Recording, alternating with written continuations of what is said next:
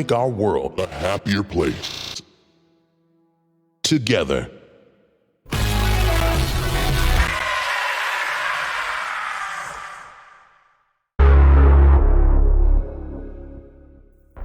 Noc 5. Jesteśmy już dalej niż bliżej do końca gry i tak samo jak ostatnio mierzymy się z tymi samymi przeciwnikami, ale na wyższym poziomie trudności. Żeby więc umilić oglądanie tego gameplayu, to pora zrobić to, z czego mój kanał jest znany, a czego jeszcze nie zrobiłem. Porozmawiajmy o fabule, o teoriach i wyjaśnieniach. Gry FNAF-like są bardzo wygodne do takich pogadanek. Tyle się dzieje, co się dzieje, czasami zdarzają się jakieś fajne, nietypowe momenty, ale w tym samym czasie ja mogę poopowiadać o wszystkim i o niczym. Dlatego można dużo tutaj zrobić.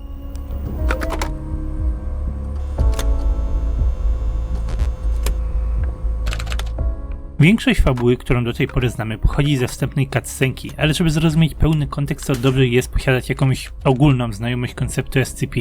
Właśnie czytam główny artykuł na stronce, żeby ten temat był jasny dla wszystkich, a po drodze, żebym sam niczego nie pomieszał za bardzo. Co jest najbardziej istotne w tej historii, nasz główny bohater należy do personelu klasy D, co oznacza najniższą, najgorzej traktowaną formę życia w placówce. Klasa D składa się w dużej mierze z przestępców, szczególnie skazanych na karę śmierci, więc nikt nie martwi się o życie takich osób. Są bardzo często wykorzystywani do testów na niebezpiecznych obiektach. Hej ty, widzisz tego potwora w rogu pokoju? Zabił już 4 ludzi, ale nie do końca rozumiemy jak funkcjonuje. Dlatego podaj do niego, poszturchaj go czy coś, a my będziemy obserwować. Tak mniej więcej wygląda zwyczajnie dzień klasy D. Istnieje też coś takiego jak klasa E, ale jest to już bardziej tymczasowa nazwa dla zainfekowanych osób, które znajdą się pod wpływem jakiegoś niebezpiecznego SCP i są pod kwarantanną. To jest trochę inna sytuacja. Jako że my jesteśmy personelem klasy D, nikt nas tutaj nie szanuje. Poza Ronaldem. Ronald, dobry człowiek, chce, żebyśmy poprawnie wykonywali naszą pracę i po drodze przeżyli. Najlepsza postać w całym uniwersum.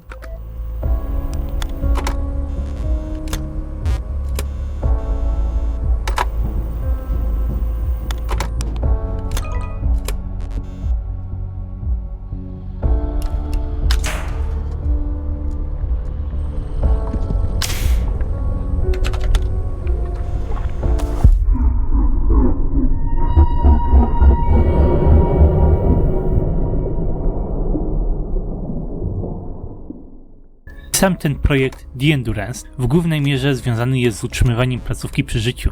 Coś się wydarzyło, była jakaś czystka i teraz mają niedobory w pracownikach, przez co muszą używać właśnie personelu klasy D, żeby załatać luki. Jako że znałem grę za kulisami, to przez chwilę zastanawiałem się, czy można tą całą nazwę The Endurance przetłumaczyć na język polski, no i ciężko to zrobić. Postanowiłem zrobić sobie całą zaawansowaną analizę tytułu i jego znaczenia, no bo po części chodzi tutaj o przetrwanie. Musimy przeżyć, przeendurować noc. Z drugiej strony chodzi też w pewnej mierze o przeczekanie. Intro wyjaśniło nam, że placówka nie stoi jeszcze na nogach. Jesteśmy na tej pozycji tylko tymczasowo. Wkrótce pojawią się nowe środki, dzięki którym placówka będzie w stanie funkcjonować w końcu normalnie. Rozumiem, że chodzi o jakichś nowych pracowników klasy C, czy coś w ten deseń. Zanim jednak to nastąpi, musimy czekać, musimy wytrzymać, musimy endurować. Po części chodzi o przetrwanie, po części o przeczekanie, tak to rozumiem. Nie chodzi tutaj o to, że to znaczenie jest jakieś bardzo zaawansowane, głębokie. Po prostu ciężko jest znaleźć dobry polski odpowiednik, który ma dokładnie takie samo znaczenie. Jeżeli będziecie chcieli przetłumaczyć na polskie, to proponuję przemordowanie. Co, bo dobrze mi ta nazwa siadła. Nieważne, że brzmi dziwnie, nieprofesjonalnie. Ale no w tej grze musimy dosłownie przesiedzieć parę nocy w biurze, żeby utrzymać budynek w ryzach. Jeśli zginiemy, to trafi tutaj ktoś inny na nasze miejsce, ale widząc jak ostra gra się tutaj rozgrywa, to raczej nie będzie miał czasu wiele osiągnąć. Ronald będzie musiał załatwić następną noc z nielimitowaną ilością prądu. Ale najwyraźniej też nie jesteśmy jedyni, którzy jakąś pracę wykonują i dużo innego personelu D jest porozrzucane po innych częściach placówki, łatając inne dziury. Ronald ma dużo pracy przed sobą, żeby wszystkich wyszkolić.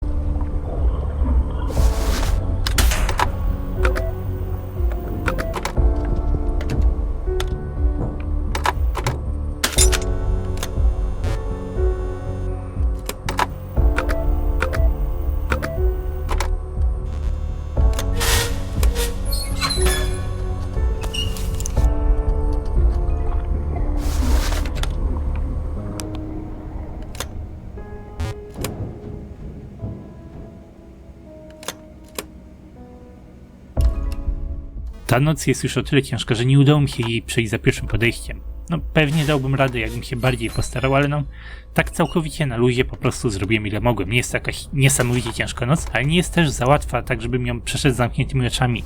Jak dla mnie to idealny poziom trudności. Dla niektórych niestety nie, ale no cóż. Wracając jednak do fabuły, podstawowa historia kręci się całkowicie dookoła tego programu The Endurance. Ronald sugeruje, że zostaliśmy do niego może nawet i przymuszeni. Jesteśmy klasą D, tymi najgorzej traktowanymi w całej placówce i program daje nam jakąś drobną nadzieję na poprawę warunków. Może nam się poszczęści i zostaniemy wynagrodzeni. Może nie. Może coś innego się wydarzyć. Taki jest całkowicie ogólny zarys historii tego, co się tutaj dzieje. I całość jest trochę nadciąganie napisana. Znajdujemy się w jakiejś dziwnej sytuacji, w której SCP-ki sobie po prostu łażą po budynku nas w noc, potem wracają na swoje miejsce, żeby jutro znowu łazić dookoła. Mogę wyściemniać trochę, że firma chwilowo nie jest w stanie pozwolić sobie na zatrzymanie wszystkich SCP w celach, mogą sobie pozwolić co któryś dzień funkcjonować, dlatego w jeden dzień dali nam nielimitowaną energię na dzień szkolenia, ale nie mogą tego robić codziennie, więc po to jesteśmy my.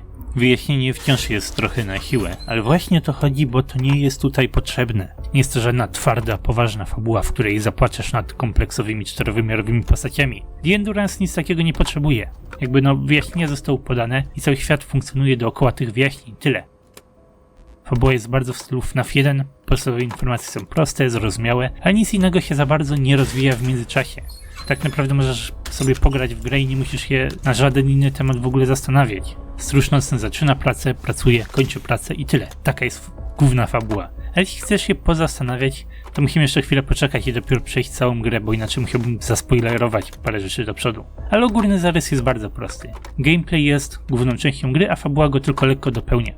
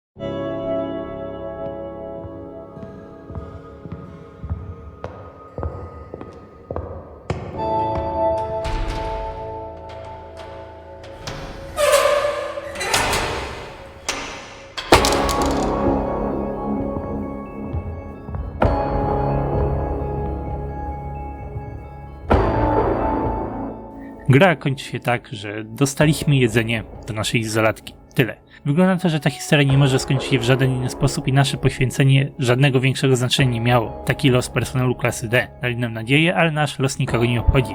Byłoby zabawnie, gdyby koło tego jedzenia siedział tablet z cutscenki, sugerując, że pracownik powinien wybrać sobie następne zadanie do wykonania znowu za darmo. Znowu z jakąś tam złudną nadzieją na lepszą przyszłość. Mówiłoby to bardzo dużo o społeczności SCP. No ale takie zakończenie.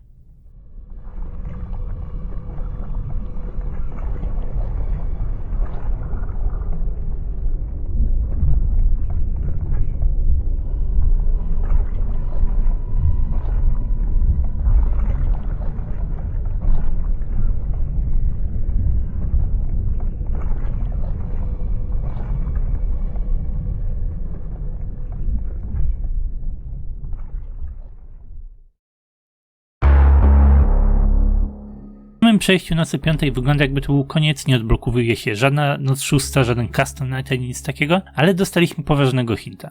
To jeszcze nie koniec, choć musimy domyślać się i rozwiązać jakiś sekret gry. Wielkie poszukiwanie easter eggów. Zanim to nastąpi, to mogę jeszcze pochwalić się statystykami, które zostały już odblokowane do obejrzenia. Zginąłem tylko 3 razy, z komputerki miałem wynik 12-9 z jednym remisem. Jest tutaj też jakaś tajemnicza, ukryta statystyka. Zrobiłem 72 razy coś niewyjaśnionego. Ale no jak mówiłem już ostatnio, to są statystyki już doświadczonego gracza. Pierwsza część gry zajmuje znacznie więcej czasu. Co będziemy robili teraz? Powiem wam tyle. Akurat moim gameplayu to się nie udało, ale bardzo łatwo jest całkowitym przypadkiem odkryć pewien ważny sekret w tej grze. Tylko trzeba zginąć wiele razy. Odpalę jeszcze raz tą spiętą i spróbujemy zrobić coś nietypowego.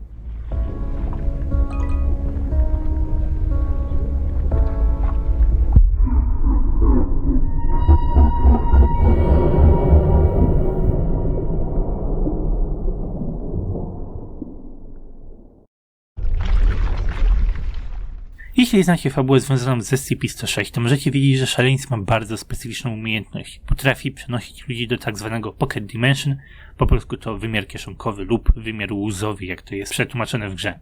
W The Endurance mamy jakieś 50/50 szans, albo SCP-106 nas zabije, albo przeniesie właśnie do wymiaru łzowego. W tym miejscu bardzo pomaga nam fakt, że SCP-106 jest nieintuicyjny. Wiele graczy z początku zupełnie go nie ogarnia, więc od niego ginie, więc ma sporą szansę dowiedzieć się o istnieniu tego wymiaru. I to właśnie do tego miejsca kierowała nas podpowiedź zakończenia nocy 5. Musimy tutaj coś konkretnego zrobić. Mieliśmy wskazówki, znajdź klucz, sięgnij wyżej, potęga 3, zdobądź dostęp.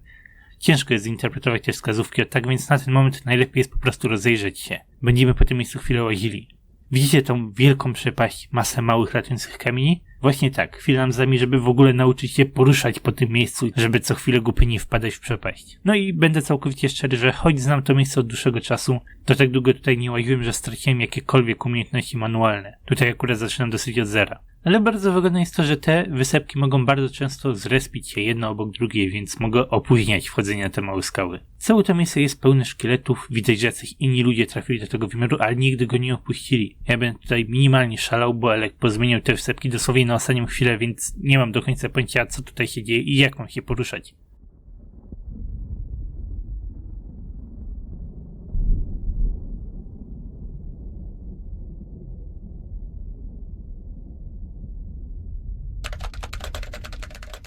Jeśli giniemy w wymiarze łzowym, to już nawet nie jest podana informacja, w którym momencie zginęliśmy. Czas zgonu usunięto. W tym momencie najważniejsze jest próbowanie do skutku. Umierając SCP-106, miej nadzieję na to, że przeniesiecie do wymiaru i przeszukuj to miejsce do skutku. Ja miałem tyle szczęścia, że mniej więcej co drugi raz trafiłem do wymiaru, ale słyszę, że niektórzy nie mieli tyle szczęścia i mogli wielokrotnie niego zginąć podczas swojego gameplayu i nie mieć pojęcia o tym miejscu. Tak to niestety bywa z RNG.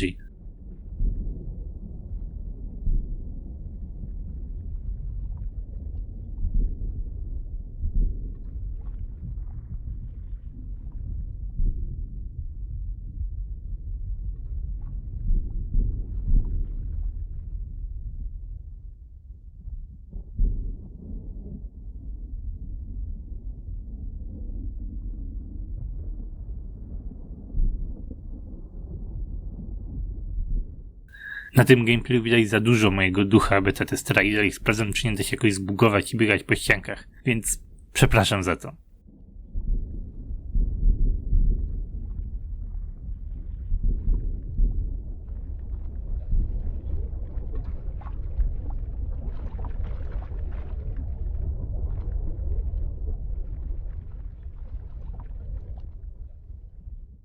Najśmieszniejsze w tym skakaniu jest to, że im bardziej ostrożnie próbujesz grać, tym większa szansa, że spadniesz. Możesz całkowicie poprawnie stanąć, ale spanikować, odrobinie się cofnąć i spaść. Wiele razy mi się coś takiego zdarzyło. Ciężko jest złapać wyczucie, na ile możesz sobie pozwolić, jak daleko powinieneś lecieć, żeby nie zginąć. Im stabilniej grasz, im bardziej jesteś pewny siebie od samego początku, tym według mnie jest lepiej.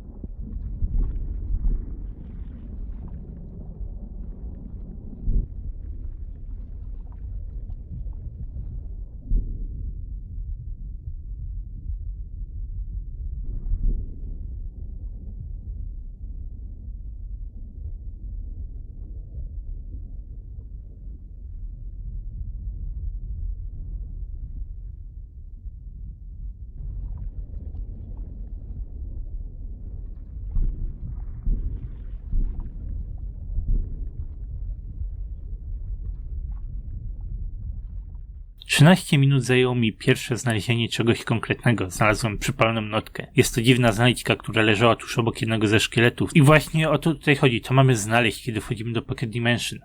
Bardzo wygodnie złożyło się też, że w tej konkretnej sytuacji dostałem też wyjście z wymiaru tuż obok. Nie było żadnej potrzeby produkowania się dalej.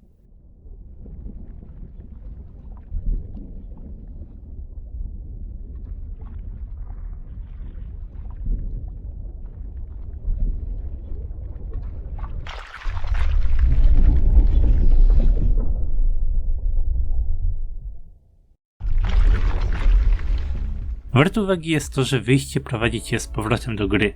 Wpadłeś do wymiaru łzowego, wydostałeś się z niego i możesz dalej walczyć. Uratowałeś swoje życie i możesz znowu walczyć o to, żeby nie zginąć.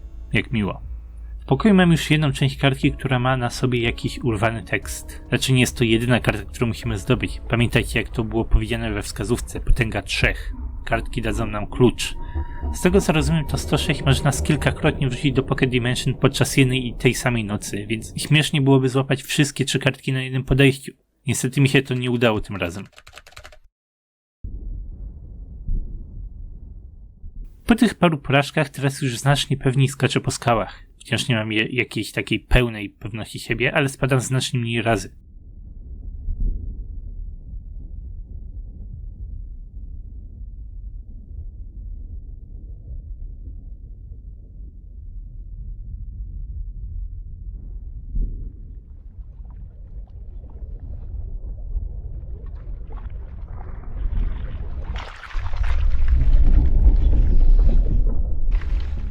Mam już 2 kartki z 3 i to, co tutaj widzimy, wygląda jak hasło.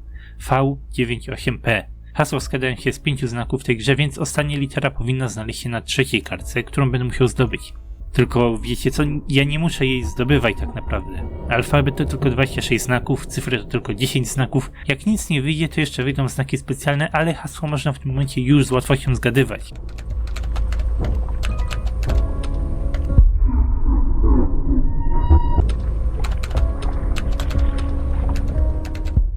I powiem wam nawet więcej. Ja tutaj zgaduję małe litery wszystkie po kolei, ale robię to zupełnie niepotrzebnie, bo to specjalne hasło korzysta wyłącznie z dużych liter i z cyfr. Jest to 36 możliwości, nawet mniej, bo niektóre litery są skasowane. Zrobiłem tutaj taki challenge, co będzie pierwsze. Czy najpierw uda mi się zgadnąć hasło, czy może najpierw 106 wrzuci mnie znowu do Pocket Dimension, żebym mógł znaleźć ostatnią kartkę. I ja dawałem mu duże fory, bo właśnie próbowałem postawić małą literę pod to hasło, niczego nieświadomy, ale on też dawał mi fory, bo jak wcześniej bardzo często trafiałem do wymiaru łzowego, tak teraz postanowił, że ani razu mnie tam nie wrzuci wariat. Cały czas game over, w kółko i w kółko. I w końcu zgadłem. Litera, której mi brakło i która znajduje się na samym początku hasła, to jest litera R. RV98P. Takie jest moje specjalne hasło. Oczywiście jest ono całkowicie losowe, więc dla każdego jest ono inne. Ale co bardzo ważne, to jest stałe hasło. Nie będzie się już zmieniało. Możemy je sobie zapisać, skopiować i za każdym podejściem używać tego samego hasła w kółko. Można finalnie zapomnieć o tym losowym haśle, które zmienia się co każde podejście. A teraz zabawa zaczyna się trochę na dobre, bo skoro wpisałem to specjalne hasło, to nagle pojawia się noc 6 i będziemy mogli skorzystać z tego hasła do jakichś ciekawych szaleństw później. To już nie na dzisiaj. Póki co dziękuję wam za oglądanie i kontynuować będziemy dopiero w następnym odcinku.